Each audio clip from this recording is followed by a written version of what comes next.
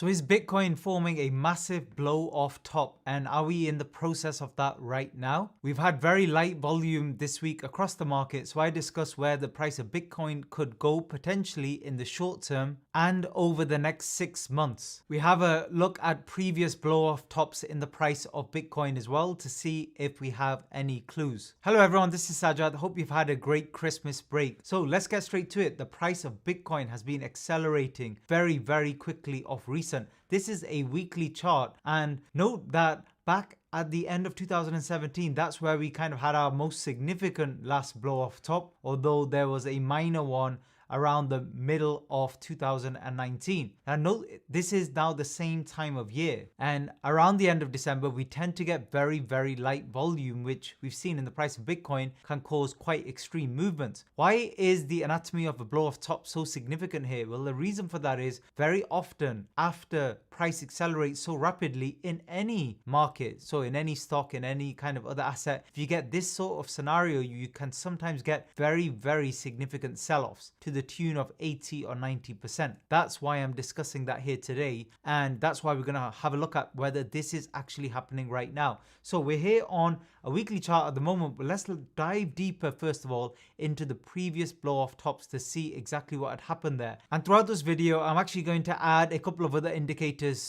together as well, including the RSI and the MACD to kind of help us further. So let's do that right now. First thing to know here, even on the weekly, is you can see how long we were kind of overbought for, in the overbought territory here on the RSI before the last blow off top in 2017. Now we're very overbought on the RSI at the moment on the weekly. However, I don't like to look at the weekly when it comes to Bitcoin because things move so quickly in this particular market. So as a minimum, I would look at daily or even shorter time frames. Let's switch to daily here. And you can see here, this is the slight concern. We've been overbought here, but the peaks seem to be getting lower on the RSI over the past few weeks. However, price is going higher, and this is known as divergence between the kind of momentum indicator or oscillator and price. We're not really seeing that confirmed in the MACD as such as yet. The problem we have in Bitcoin is if we have a look at what happened in 2017, what you'll see here very clearly here, this is the peak price. You see some divergence over literally the period of a few days,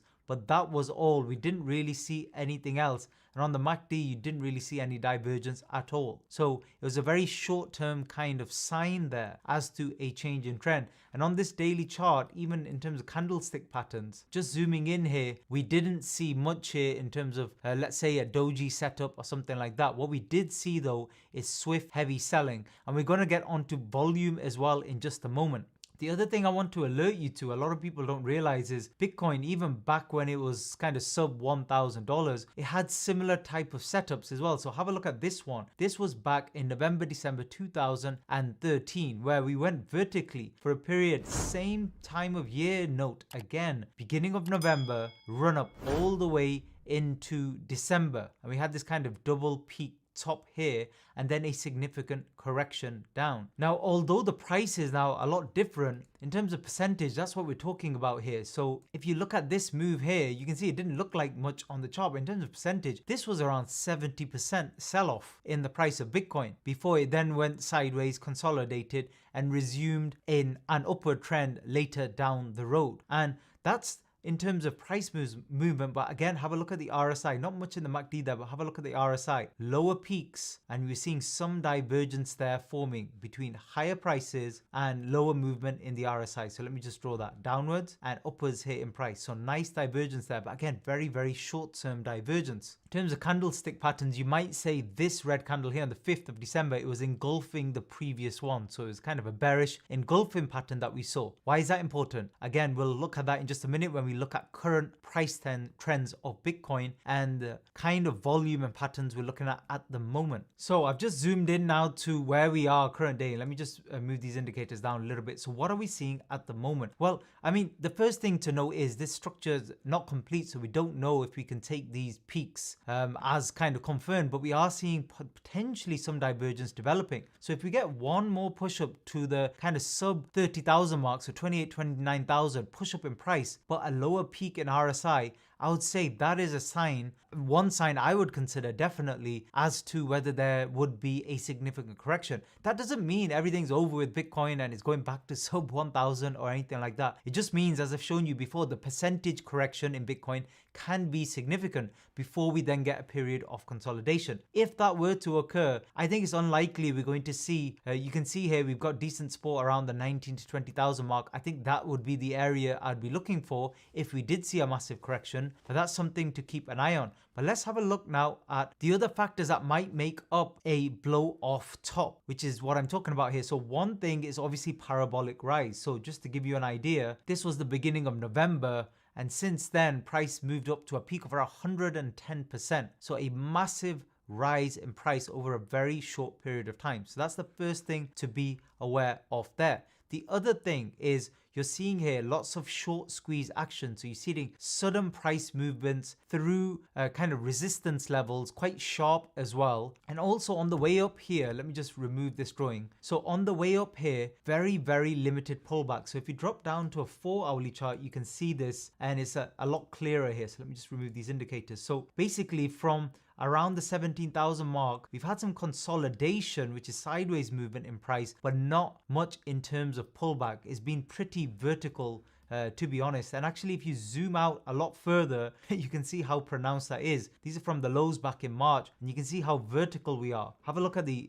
slope here, and then the slope here, and have a look here at how vertical we are at the moment, indicating that potentially this could be the end for the current time frame anyway of a period of expansion in the price of Bitcoin. So that might then lead to another consolidation phase, which is again completely normal in an uptrending market, which this is obviously very clearly exhibiting right now. Now there is one sign of a blow off top that unfortunately is in hindsight, so we can't do anything about that, but that is literally the sharp correction of a top. So kind of like a mountain formation there, sudden change. Now we'll only see that obviously in hindsight, but that can give us clues as well, because if the correction is significant and we see something like that develop quickly, then very likely that trend will continue for the short term anyway. So that's something to be aware of. Now the other one is volume. Not easy to see what the volume's like on Bitcoin. And remember, November, December tends to be kind of lightly traded times of the year. So let's just add volume here on the basic indicators I have. And I'm just taking you back here to, again, what happened at the end of 2013. And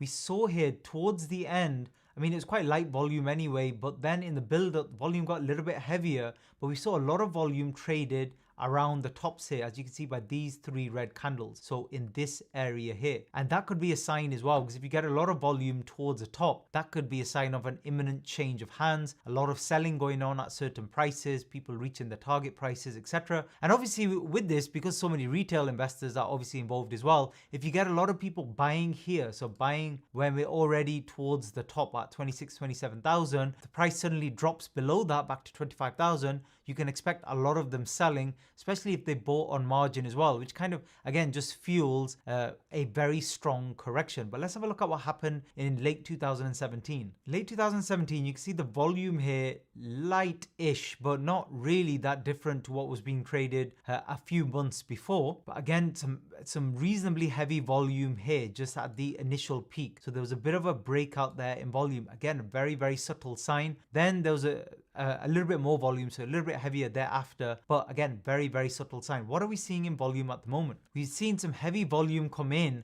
around the 23, 24,000 mark, and the price has pushed up. So likely a lot of buying there. Here it is difficult to have a look at the average volume here, but we definitely could say higher volume than expected for this time of year at the moment. Now, the only other thing left to do is have a look at the structure. In terms of candlestick patterns, there's nothing you're seeing here on a daily chart. For me, that's concerning immediately. But if you look on the 4-hourly, you can see one doji there, and you can see it's a little bit more clear. There was decent selling volume at this top here. From what it looks like to me, just using kind of classical analysis, I get the feeling we've got another kind of swing high to go here, one more swing high. Now, if you get back the momentum indicators, we can already see some divergence between the peaks there, but we've not seen a sharp sell-off as yet. And obviously, we're going through various bank holidays around the world at the the moment. And to be honest, I don't rely on any other indicators. If you're having a look at crossovers of moving averages here, they're going to be too lagging. If Bitcoin's due to have an imminent correction below 30,000, so if it has one more swing high and then suddenly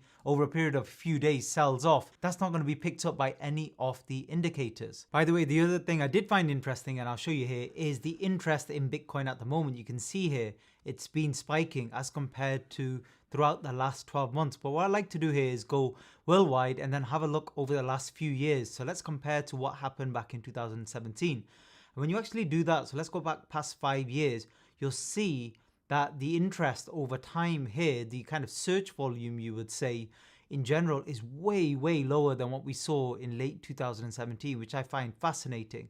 You can see we're right up here, and at the moment we have broken out. So this is kind of the highest interest in Bitcoin since late 2017, early 2018. But that's still a significant difference. There's nowhere near as much in terms of general, I would say, commotion, news articles, etc., as we had seen previously. Now, just going back to 12 months, would you say that correlates well with the potential blow off top? Now, we can't really say, it's mostly conjecture, but I think that is fascinating to look at as well. So what about for the next 6 to 12 months if this indeed does occur and Bitcoin just doesn't keep just pumping up all the way up to 50,000 immediately? Because again, we don't know. We're just dealing here obviously with probabilities, but this is how I see it. If potentially I've got the structure right here, and this could be either a top of a wave 3 or a wave 5, which means we'll get some consolidation now if that did occur. So let's draw that on. If that did occur and we got a sharp kind of move down, I have a feeling that we're going to get some consolidation between the